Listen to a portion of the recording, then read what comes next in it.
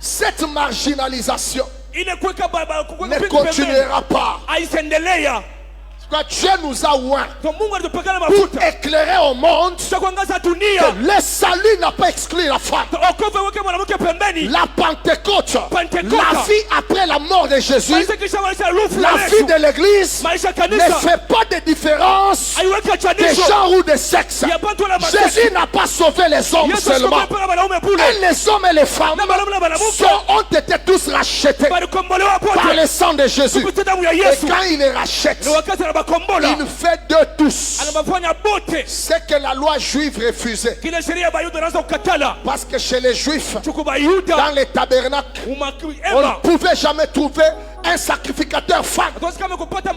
Mais quand Jésus meurt, il donne de sa vie. La Bible déclare, Apocalypse chapitre 5, et j'entendis le veillard chanter un cantique nouveau en disant, c'est toi qui as été trouvé digne d'ouvrir les livres et d'en rompre les sceaux, car c'est toi qui a été immolé pour racheter pour Dieu, racheter pour Dieu, pas pour la loi, racheter pour Dieu par ton sang. Les hommes de toute tribu, toute langue, tout peuple, toute nation. On n'a pas dit que les garçons seulement. Les hommes, quand on dit homme, c'est le mélange de mâle et femelle.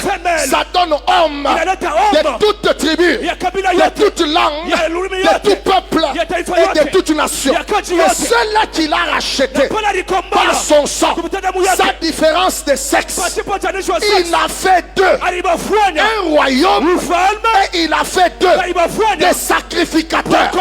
Pourquoi il a fait d'eux les sacrificateurs? Parce qu'il y a une catégorie que la loi avait déjà déclassée. Mais quand Jésus vient, il déchire le foie, il renverse le mur de séparation, il introduit non seulement dans les royaumes, il introduit aussi dans son œuvre tous les rachetés. Et là, il n'y a ni homme ni femme. Tout celui qui est sauvé est sacrificateur.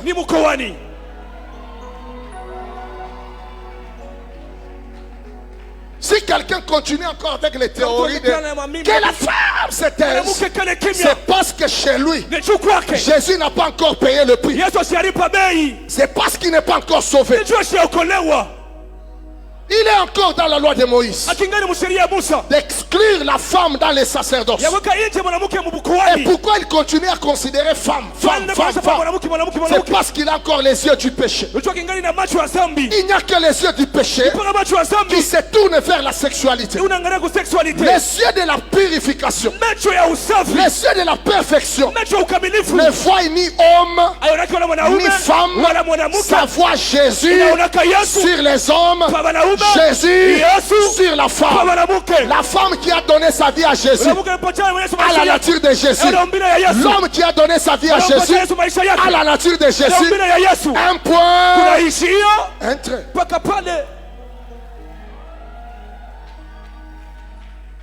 Pourquoi Michichiki amène? Pourquoi je n'entends pas l'amen? Il y a un fils de Dieu. Des fils de Dieu.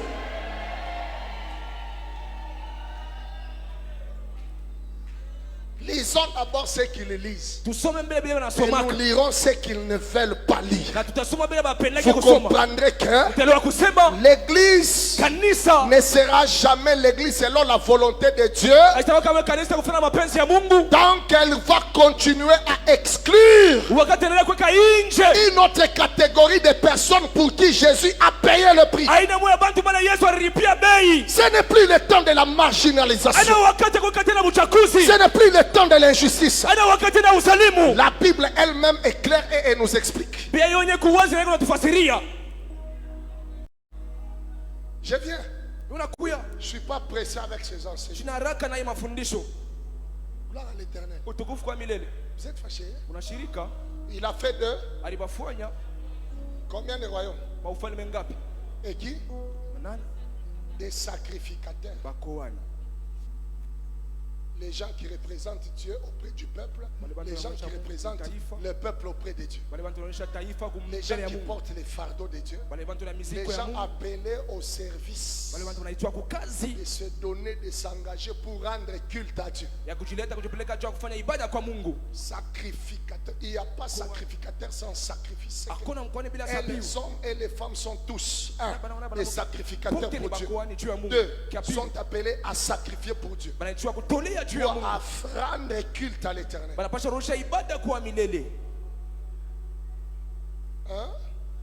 Vous êtes fâchés? Ne soyez pas fâchés. Consultons les Écritures.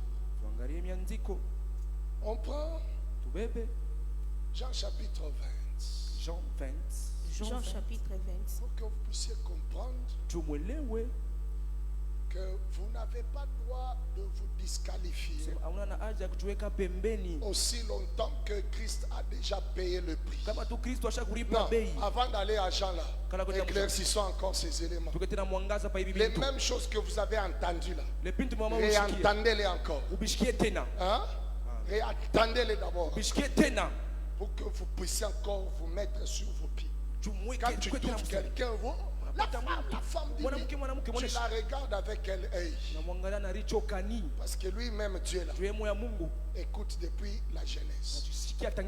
Prends Genèse chapitre 5. Hein? Genèse 5. Écoute comment ça se faisait depuis le commencement. Et tu vas maintenant me faire comprendre aujourd'hui c'est à partir de quel moment que la différence a commencé. 1, 2, 3. Voici le livre de la postérité d'Adam. Voici le livre de la postérité de qui? D'Adam. Lorsque Dieu créa l'homme. Tout le monde? Lorsque Dieu créa l'homme. Je n'entends pas. Lorsque Dieu créa l'homme. Il le fit à la ressemblance de Dieu. Il le fit à la ressemblance de Dieu. Pourquoi vous ne répétez pas? Recommence, que tout le monde répète après toi. Lorsque Dieu créa l'homme, il le fit à la ressemblance de Dieu. Il créa l'homme et la femme. Il le bénit. Il les appela du nom d'homme. Je n'entends pas. Non, reprends. Il les créa comment? Il créa l'homme et la femme. Tout le monde. Dans d'autres versions, on dit il créa mâle et. Hein? Dans d'autres versions, on dit il les créa mâle et femelle. Il le bénit. Il bénit qui? Le mâle et la femelle. Et puis? Et il les appela du nom d'homme. Je n'entends pas. Tous de là. Depuis l'origine. Dieu les appelait du nom de qui? Hein? Lorsqu'ils furent créés. Lorsqu'ils furent créés. Avant le péché, il n'y avait pas l'image du sexe. Parce que l'image du sexe était une zone réservée pour les couples. Dieu les bénit, puis Dieu leur dit soyez féconds. C'est dans les mariages. Mais dans la présence de Dieu, cela n'existait pas.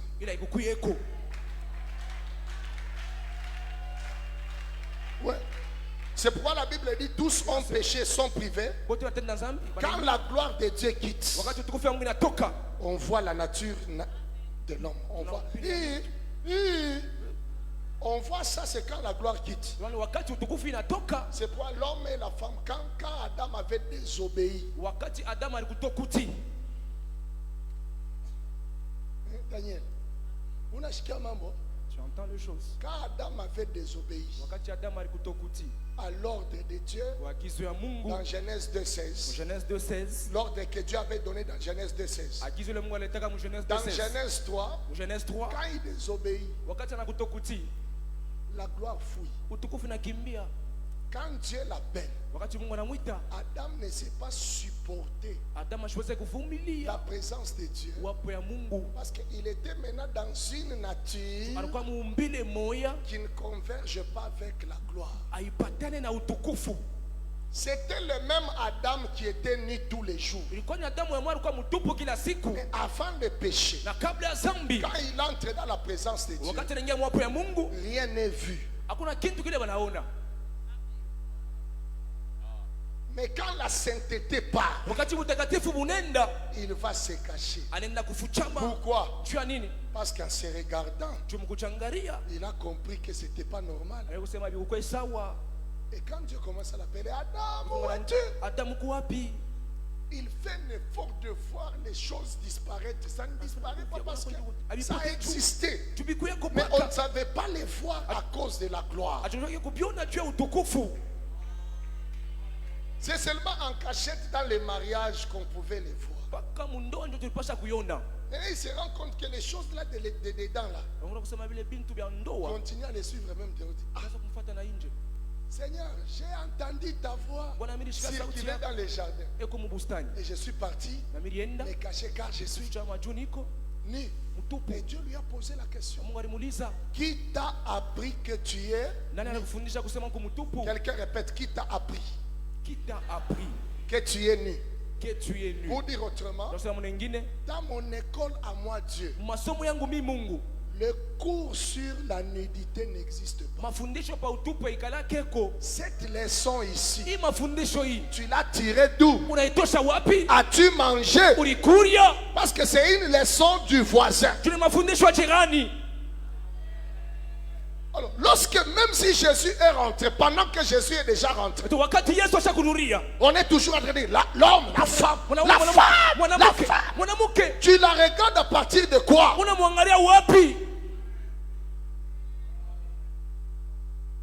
Hein?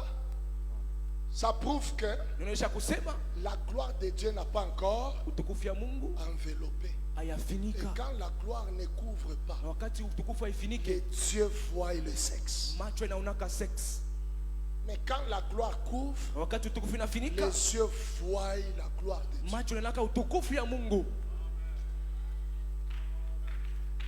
C'est pas moi qui l'ai dit. Faisons parler la Bible. Vous êtes fâchés? Il les appela tous du nom. Hein? Il les appela tous du nom. Lorsqu'ils furent créés, il n'y avait pas de différence. L'homme, c'est l'homme qui a la semence. La femme, c'est l'homme qui a la matrice. Et tous deux sont des hommes. Et c'est quoi la Bible dit dans Genèse 2:25? L'homme et la femme étaient tous des nus, mais ils n'en avaient point honte. Personne ne voyait la honte de personne. Quand on parle de honte là, honte, c'est l'apparition de ce qu'on ne montre pas publiquement. Et pourquoi ils n'avaient pas honte? La gloire de Dieu les empêchait à voir ce qu'on voit publiquement. Ce qu'on cache là.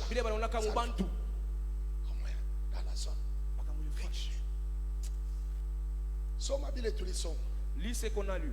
Est-ce qu'il y a des gens qui sentent ici que elles, les hommes et les femmes, tous sont sauvés pour servir Dieu? Et amen. Mon affaire chômeur va gagner d'âme. Vous êtes en train de faire chômer les gagnants d'âme. Là où nous voulons aller, je vais vous dire comment le combat de la femme et du serpent, c'est un combat qui est perpétuel. Depuis Jardin d'Éden, Genèse jusqu'à Apocalypse. Le serpent ne suit pas l'homme. Il suit toujours la femme. Vous allez comprendre le pourquoi. Et toute attaque contre la femme, c'est juste la continuité du pouvoir du serpent. Et ce qui pousse au serpent d'attaquer la femme, parce qu'il sait que c'est elle la porteuse de la matrice. En elle, il y a le pouvoir de donner vie. Et elle a une dette de Dieu. Les âmes qu'elle a perdues depuis la Genèse, elle doit les payer avant que Jésus ne revienne. Mais maman non peut maman funga kaba. Vous la liez. La place de la femme. C'est à la cuisine. Mais comme péché. Langage du serpent. Musemu ya nyoka.